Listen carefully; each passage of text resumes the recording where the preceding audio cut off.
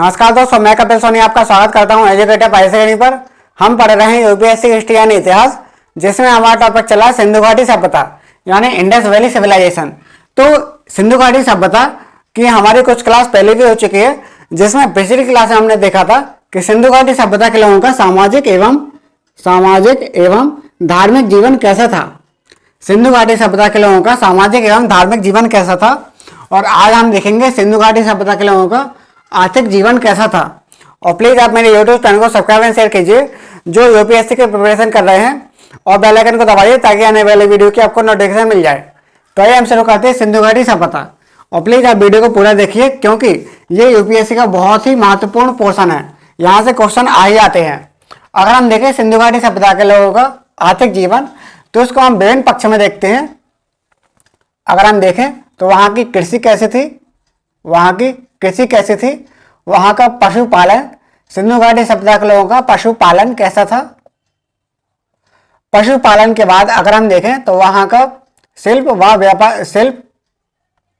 व उद्योग धंधे कैसे थे। शिल्प व उद्योग धंधे के अलावा अगर हम देखें तो वहाँ का व्यापार वाणिज्य कैसा था। व्यापार वाणिज्य कैसा था। वहाँ की मोहरें कैसी थी। मोहरे के बाद हम देखेंगे कि वहाँ की लिपि कैसी थी। तो हम सिंधु घाटी सभ्यता के लोगों का आर्थिक जीवन देखने के लिए निम्न पक्षों में देखेंगे। वहाँ की कृषि कैसी थी, पशुपालन कैसा था, शिल्प व उद्योग धंधे कैसे थे, व्यापार वाणिज्य कैसा था, मोहरें कौन कौन सी यूज की हैं, और इसके बाद हम देखेंगे कि वहाँ की लिपि कैसी थी। अगर हम देखें सिंधु घाटी सभ्यता के लोगों की कृषि, तो यहाँ पे हेडिंग डालीजिए कृषि। तो कृषि को देखने के लिए अगर हम देखें, इसको यहाँ लिखिए कृषि। हम कैसा फ्लो चार्ट बनाएंगे ताकि ये मेंस के आंसर राइटिंग में बहुत हेल्प करेगा, इसलिए हम क्या फ्लो चार्ट बनाएंगे। अगर हम देखें कृषि, तो हम जानते हैं कि सिंधु घाटी सभ्यता सिंधु और उसकी सहायक नदियों के किनारे थी। सिंधु घाटी सभ्यता पश्चिमोत्तर भारत में थी। जो सिंधु और उसकी सहायक नदियां हैं उनके किनारे बसी थी। और जो नदी थी सिंधु और सहायक नदियां, तो वहां पर जलोढ़ मृदा का निर्माण हुआ था। जलोढ़ मृदा क्या उपजाऊ होती है, अगर देखें तो जलोढ़ मृदा उपजाऊ होती है, उपजाऊ। तो इस वजह से सिंधु घाटी सभ्यता है बहुत अच्छी कृषि होती थी। वहां पर क्या सिंधु व उसकी सहायक नदियों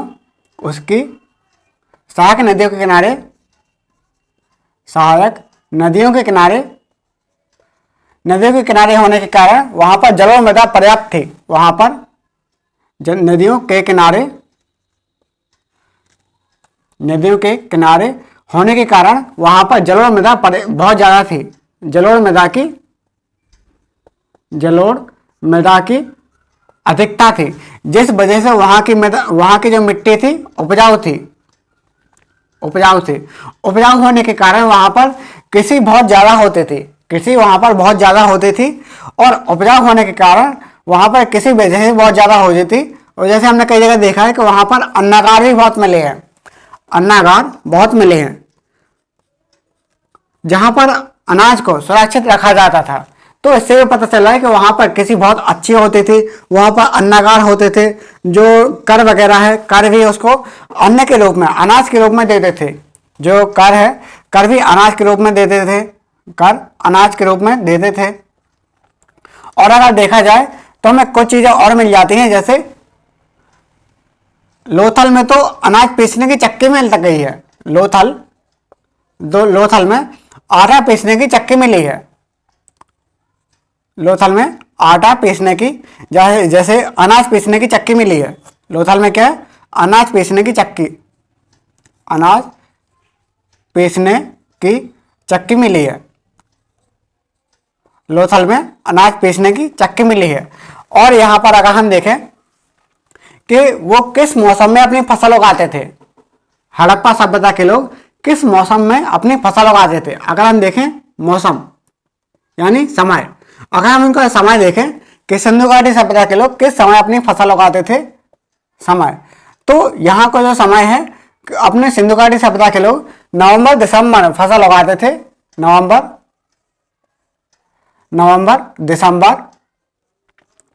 दिसंबर में अपनी फसल उगाते थे, और यहाँ पर नवंबर दिसंबर में फसल उगाने के बाद मार्च अप्रैल में काट देते थे। नवंबर दिसंबर फसल उगाने के बाद मार्च अप्रैल में काट देते थे, मार्च अप्रैल में। तो इससे हमें पता चलता है कि उनके लोगों का, सिंधु घाटी सभ्यता के लोगों को रबी की फसल का ज्ञान था। रबी की फसल का ज्ञान था। सिंधु घाटी सभ्यता के लोगों को रबी की फसल का ज्ञान था। सिंधु घाटी सभ्यता के लोगों को रबी की फसल का ज्ञान था। तो मतलब हमें यह पता चल रहा है, क्योंकि वो लोग नवंबर दिसंबर में अपनी फसल उगाते थे, मार्च अप्रैल में कटाई करते थे। तो जैसे अगर कभी क्वेश्चन में आए कि सिंधु घाटी सभ्यता के लोग कौन सी फसल ज्यादा उगाते थे, तो कौन सी? रबी की फसल। रबी की फसल ज्यादा उगाते थे। और अगर देखें कौन कौन सी फसल उगाते थे, तो फसल में नाम आ जाता है यहाँ पर फसल। अगर हम फसल में देखें तो यहाँ पर, अगर फसल में देखें तो गेहूं,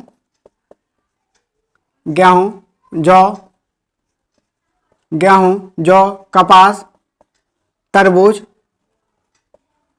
गेहूं, जौ, कपास, तरबूज, और इसके बाद अगर हम देखें खरबूज के बाद राई, सरसों, तिल, मटर। तो ये क्या है, ये कुछ फसल उगाते थे सिंधु घाटी सभ्यता के लोग। ये कुछ फसल उगाते थे, जैसे गेहूं, जौ, कपास, तरबूज, खरबूज, राई, सरसों, तिल, मटर, और कुछ फसल और उगाते थे। एक कुल मिला के 9 फसल तो ये थी जो बहुत मुख्य थी। 9 फसल बहुत मुख्य थी, और कुछ और फसल थी उनको भी उगाते थे। जैसे अगर देखा जाए तो चावल और बाजरा। चावल और बाजरा के साक्ष्य में कहां से मिले हैं? लोथल से। चावल और बाजरा इसके साक्ष्य में कहां से मिले हैं? लोथल से। और इसके अलावा अगर हम फसल देखें तो धान की भूसी के साक्ष्य मिले हैं रंगपुर से। धान की भूसी के साक्ष्य कहां से मिले हैं? रंगपुर से। लोथल से क्या मिला? चावल। और बाजरा के साक्ष्य मिले हैं धान की भूसी के साक्ष्य मिले हैं कहां से? रंगपुर से। और अगर यहां पर हम देखें तो यहां पर रागी, ज्वार और कोदो, ज्वार और कोदो, तो इसके साक्ष्य हमें मिल जाते हैं गुजरात के रोजदी से। गुजरात के रोजदी से हमें रागी, ज्वार, कोदो जो मोटी फसल है इसके साक्ष्य मिल जाते हैं। और इसके अलावा अगर हम देखें तो अच्छे किस्म का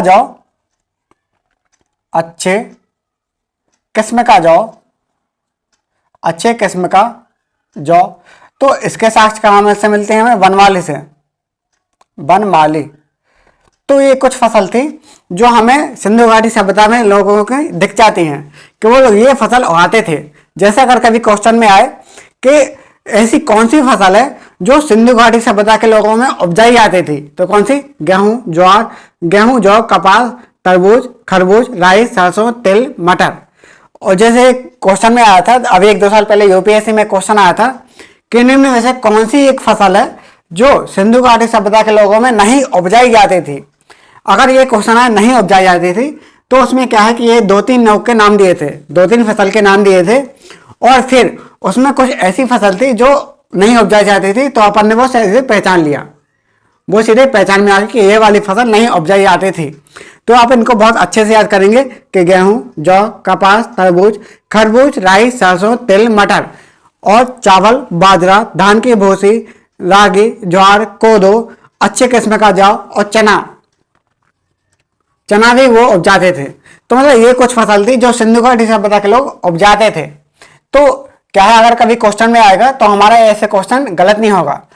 अगर हम देखें सिंधु घाटी सभ्यता के लोगों का कृषि तो हो गया, हम देख रहे हैं कि सिंधु घाटी सभ्यता के लोगों का पशुपालन कैसा था, इसको आप लिख लीजिए। और प्लीज आप बहुत अच्छे से नोट्स बनाते जाइए, क्योंकि क्वेश्चन यहीं से आने वाला है, मेरे नोट्स से क्वेश्चन बाहर नहीं आने वाला, ये आप ध्यान रखिए। इसलिए आप बहुत प्रॉपर नोट्स बनाइए, अच्छे से नोट्स बनाइए और बार बार पढ़िए, एक बार नहीं बार बार, ताकि अच्छे से याद हो जाए। अगर हम देखें कि वहाँ के लोगों का पशुपालन, तो पशुपालन के जैसे हम देखते हैं, तो पशुपालन वो लोग कुछ पशु पालते थे। कौन कौन से पशु पालते थे? जैसे गाय। पहले अगर देखें पशुपालन वो करते क्यों थे, अगर हम पशुपालन को देखें कि वो पशुपालन करते क्यों थे, तो सबसे पहले अगर देखा जाए तो पशुपालन करने के लिए सबसे पहले कृषि के लिए करते थे। कृषि, तो उनको कृषि करने के लिए कुछ पशु चाहिए पड़ते थे। कृषि के बाद उनका अगर देखें तो परिवहन के लिए, कृषि, परिवहन, और उसके बाद विपणन करने के लिए, विपणन, विपणन मतलब बेचने के लिए, बेचकर अपना गुजारा करने के लिए, और चौथा मांस के लिए। चौथा अगर देखें तो मांस के लिए। तो मतलब कौन कौन से कारण थे कि वो अपने पशु पालते थे?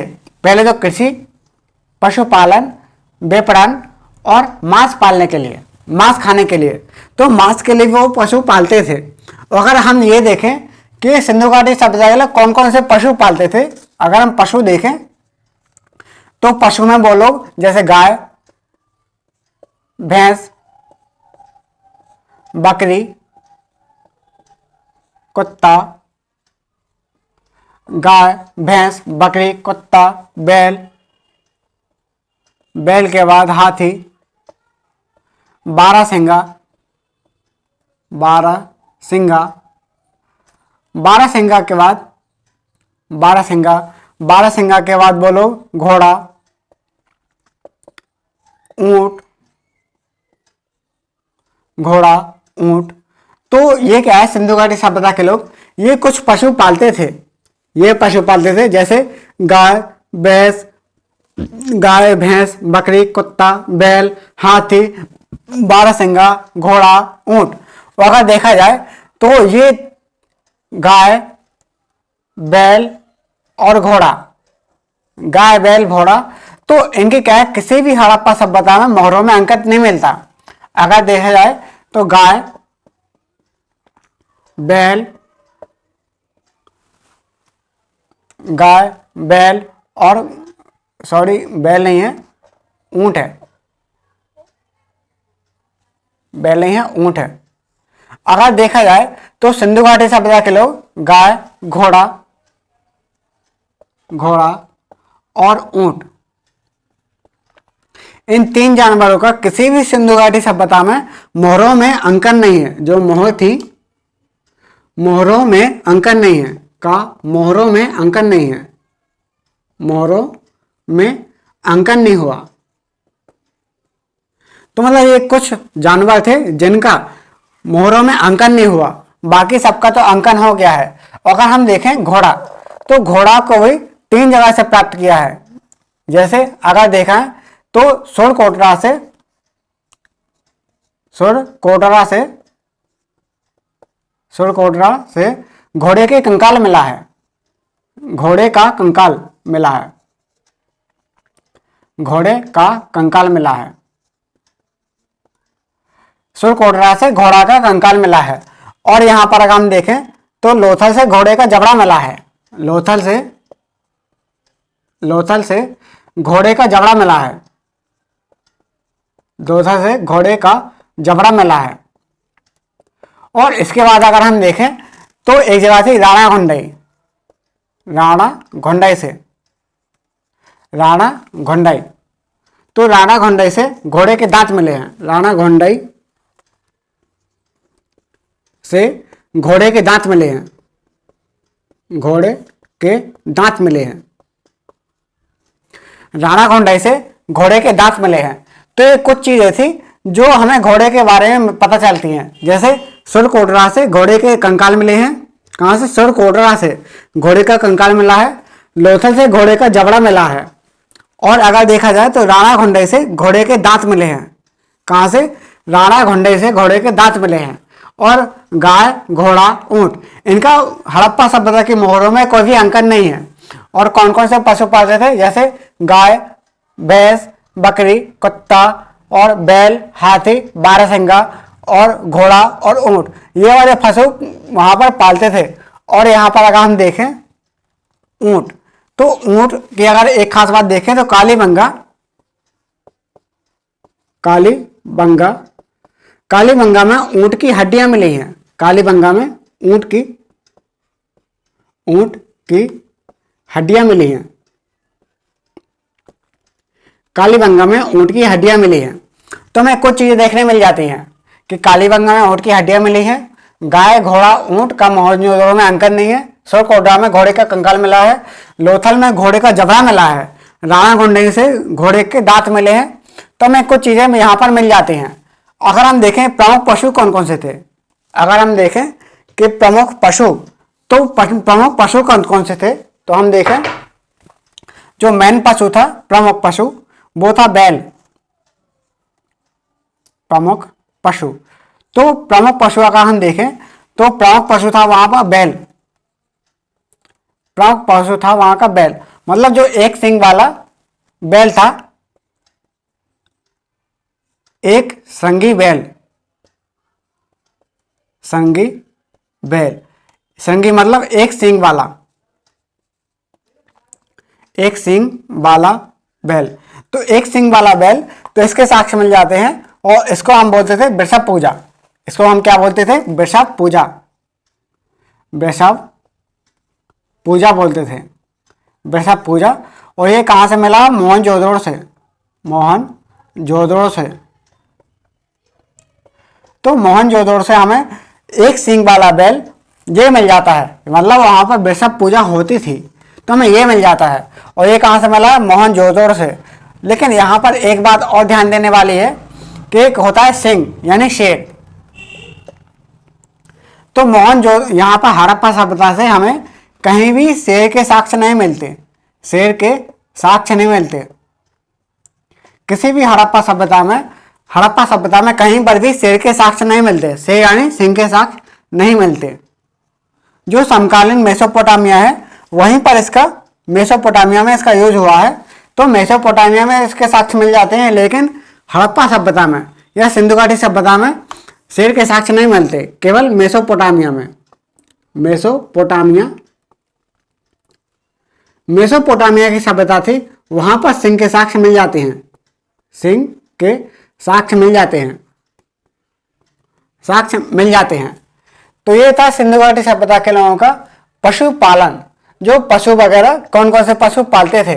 अगर हम देखें कि सिंधु घाटी सभ्यता के लोगों का शिल्प व उद्योग धंधे क्या थे, ये हमारा पशुपालन कंप्लीट हो गया है।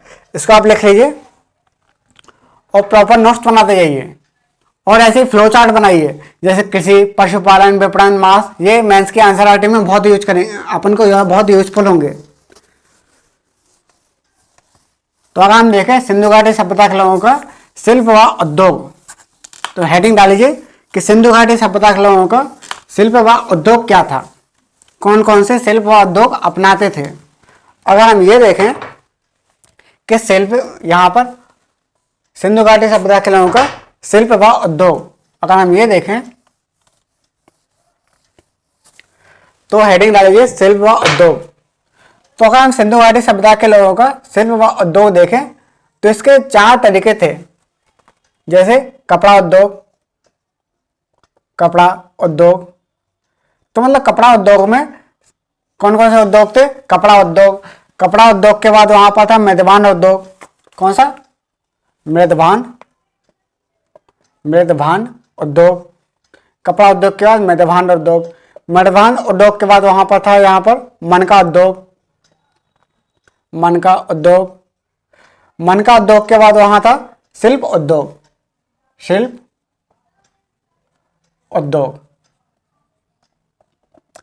तो यहाँ पर हमें कुछ उद्योग देखने मिल जाते हैं, जैसे कपड़ा उद्योग, मृदभांड उद्योग, मनका उद्योग, शिल्प उद्योग।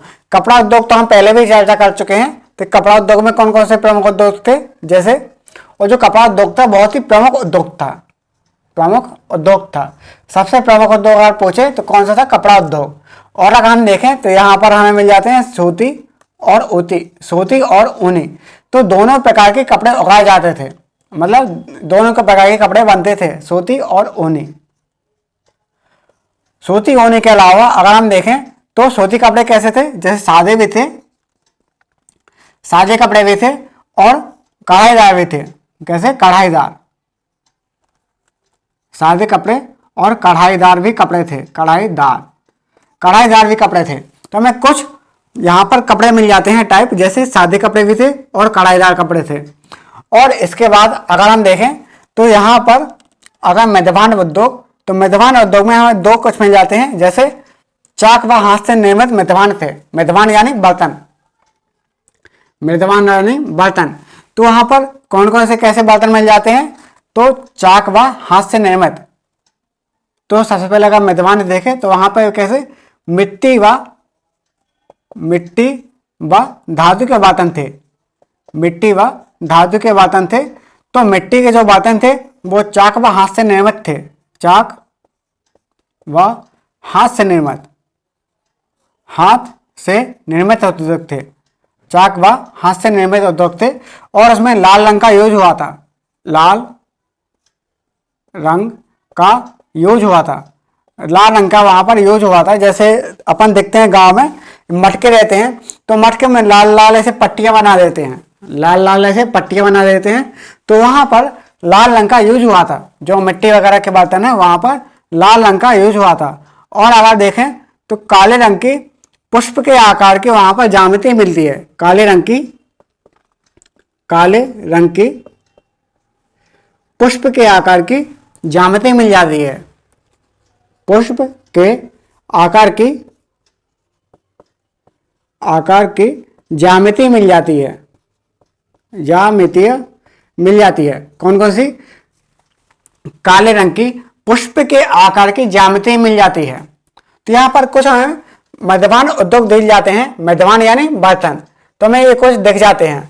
अगर हम देखें मन का उद्योग, हमारा तीसरा उद्योग है कौन सा? मन का उद्योग। अगर हम इसका डिवीजन करें तो कपड़ा उद्योग कौन कौन से थे? ये क्या है? प्रमुख उद्योग था। और यहाँ पर सूती और ऊनी दो उद्योग चल रहे थे। और अगर देखिए कपड़े कौन से? सादे में, यहाँ पर सूती में सादे और कढ़ाईदार। सादे और कढ़ाईदार, ऊनी सर्दियों के लिए। और अगर देखें मध्यभान उद्योग यानी बर्तन, तो कौन कौन से थे? यह चाक व हाथ से निर्मित थे। लाल रंग का यूज करते थे। और काले रंग के पुष्प के आकार की ज्यामिति भी प्राप्त हुई है। काले रंग की पुष्प के आकार की ज्यामिति प्राप्त हुई है। अगर हम देखें मन का उद्योग, तो मन का उद्योग में हमें कुछ चीजें मिल जाती हैं, जैसे मन के हमें कुछ चीजें मिल जाती हैं, जैसे इसको साफ कर दे रहे। अब देखते हैं मन का उद्योग। तो मन का उद्योग में हमें कुछ चीजें देखने मिल जाती हैं, जैसे वहां पर मिट्टी,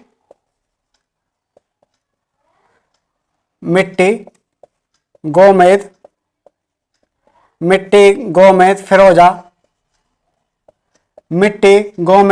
फिरोजा। और इसके बाद अगर हम देखें लाल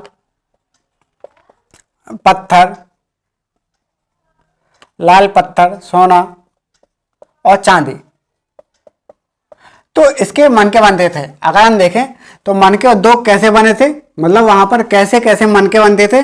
मिट्टी, गोमेद, फिरोजा, लाल पत्थर, सोना, चांदी। तो जो अमीर वर्ग की औरतें हैं, अमीर वर्ग है, तो सोना चांदी इनके मन के यूज करते थे। कैसे? अमीर लोग हैं, अमीर वर्ग। तो जो विशिष्ट वर्ग है, संपन्न वर्ग है, वो सोना और चांदी इनके मन के यूज करते थे। और जो मिट्टी है, तो मिट्टी का यूज करते थे वहां पर जो कमजोर वर्ग है, कमजोर वर्ग के अलावा और जो गोमेद, फिरोजा और लाल पत्थर, तो इसका यूज करते थे कौन? जो सामान्य वर्ग है, सामान्य वर्ग। तो यहां पर कुछ ऐसे यूज करते थे सामान्य वर्ग, कुछ इसका इस प्रकार से यूज करते थे। और यहां पर अगर हम देखें वन का उद्योग में, तो दो जगह हैं, जैसे लोथल और लोथल के बाद वहां पर चन्होदड़ो, लोथल व चन्होदड़ो। तो वहां पे मन के बनाने के कारखाने मिले हैं। लोथल और चन्होदड़ो में मन के बनाने के कारखाने, मन के बनाने के कारखाने मिले हैं। लोथल और चन्होदड़ो में मन के बनाने के कारखाने मिले हैं। तो हमें कुछ चीजें देखने मिल जाती हैं कि लोथल और चन्होदड़ो में मन के बनाने के कारखाने, अगर हम इसका दोबारा से रिवीजन करें तो वहाँ पर कपड़ा उद्योग, मध्यवान उद्योग, मनका उद्योग और शिल्प यानी सीप उद्योग, सॉरी यहाँ पर सीप उद्योग है, सीप उद्योग। अगर हम इसका रिवीजन करें कि जो मनका उद्योग है, मनका उद्योग में कौन कौन से मन के यूज करते थे, जैसे मिट्टी, गोमेद, फिरोजा, लाल पत्थर, सोना, चांदी, इनके बने हुए मन के यूज करते थे। और जो मिट्टी है, मिट्टी का यूज करते थे जैसे कमजोर वर्ग है, और लाल पत्थर या गोमेद, फिरोजा इसके सामान्य वर्ग यूज करते थे। और जो अमीर वर्ग है तो अमीर वर्ग सोना और चांदी इनके मन के यूज करते थे। और अगर देखा जाए तो मन के बनाने के कारखाने कहाँ से मिले हैं, लोथल व चन्होदड़ों से। जैसे कभी क्वेश्चन में आए यूपीएससी में या कोई भी स्टेट सर्विस में कि ऐसा कौन सा जगह है जहां पर मन के बनाने के कारखाने मिले हैं, तो कौन सी है, लोथल व चन्होदड़ों। और एक क्वेश्चन आता है कि कहां कहां पर सीप उद्योग मिले हैं, सीप उद्योग कहां से मिले हैं, लोथल व बालाकोट से, बालाकोट। तो हमें कुछ जगह मिल जाती हैं जहां पर हमें सीप उद्योग दिखते हैं, जैसे लोथल और बालाकोट। तो यहां से हमें सीप उद्योग के साक्ष्य मिल जाते हैं। तो ये कुछ क्वेश्चन थे जो बहुत एग्जाम की दृष्टि से बहुत ही महत्वपूर्ण थे। कल हम देखेंगे वहां का व्यापार वाणिज्य कैसा था और मोहरें कैसी थी। कल हम देखेंगे वहां का सिंधु घाटी सभ्यता के लोगों का व्यापार वाणिज्य कैसा था। उम्मीद करता हूं कि आपने सब अच्छे से समझ लिया होगा। और प्लीज़ आप वीडियो को शेयर करते रहिए और चैनल को सब्सक्राइब करिए ताकि वीडियो सभी तक पहुंच जाए जो यूपीएससी, बीपीएससी या कोई भी स्टेट सर्विस की एग्जाम की तैयारी कर रहे हो। और मेन तो बात है कि हिंदी मीडियम से तैयारी कर रहे हो, हिंदी मीडियम से तैयारी कर रहे हो, क्योंकि ये चैनल पूरा हिंदी मीडियम के लिए समर्पित है। यहाँ पर और फिलोसफी की भी क्लास शुरू होने जा रही है, फिलोसफी की शुरू से स्टार्ट से क्लास शुरू होने वाली है, तो आप उसको भी पढ़ सकते हैं जो फिलोसफी ऑप्शनल या दर्शन शास्त्र वैकल्पिक विषय लेना चाहते हैं। आज के लिए इतना ही, धन्यवाद।